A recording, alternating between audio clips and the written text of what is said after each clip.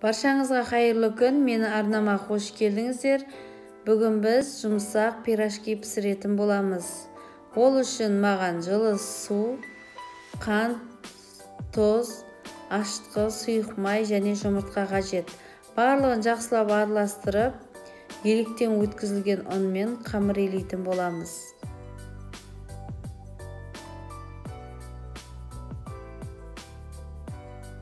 Мен қандай тамақ жасасам да, қамырмен жасалатын тағамдарда ұнды електен өткізіп аламын.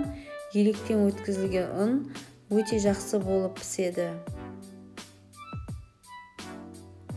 Достар, видеоны соңына дейін қараңыздар. Мені арнама тіркеліп, лайк басып, пікір жазуды ұмытпаңыздар. Және де қоңыраушаны басыңыздар. Қоңыраушаны басатын болсаңыздар, менің арнамдағы жаңа рецепттер сіздерге көрініп тұрады.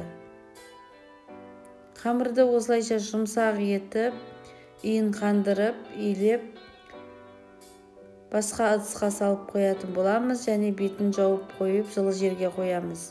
Бір сағаттан соң қамырымызды қайтадан илеп, тағы да бір сағатқа қоямыз. 1-2 сағаттың көлемінде біздің қамырымыз көтеріліп, пирожки жасауға дайын болады.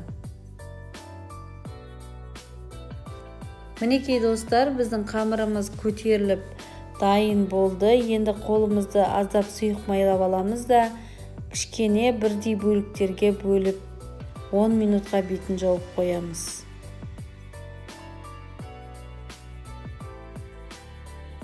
Салмасына картопты қайнатып аламыз да, оған пияз қосып және тұз бұрыштап, жақсылап барлығын араластырып, дайындап қоямыз.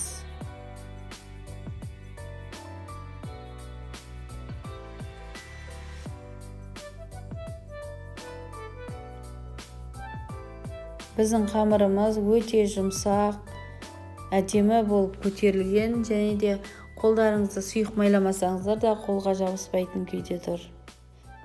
Мінекей осылайша салмасын барлығын жақсылап араластырып, езіп аламыз.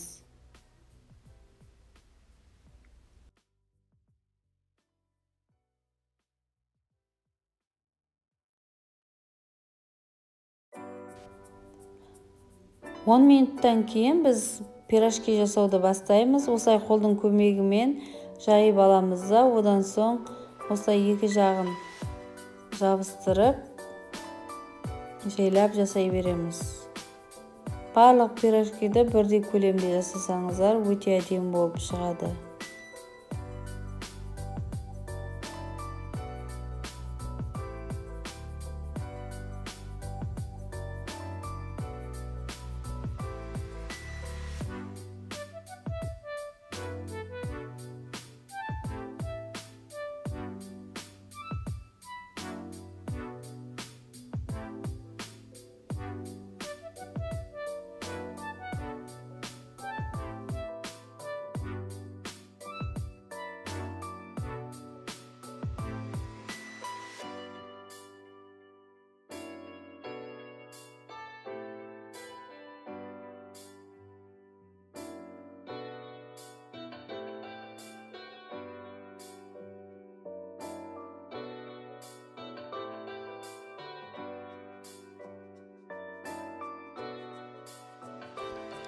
Барлық пирожкиді дайындап алып, енді оны қызып тұрған табамызда қызартып қуырып алатын боламыз.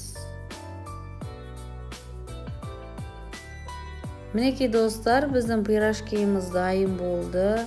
Көріп тұрғандарыңыздай өте әдемі болып шықты. Өте жұмсақ, өте дәмді. Қазір мен сіздерге арасын бөліп көрсететін боламын. Мінекей көріп тұрғандарыңыздай өте әдемі, өте дәмді болып шықты. Келесі кездескенше сау болыңыздар.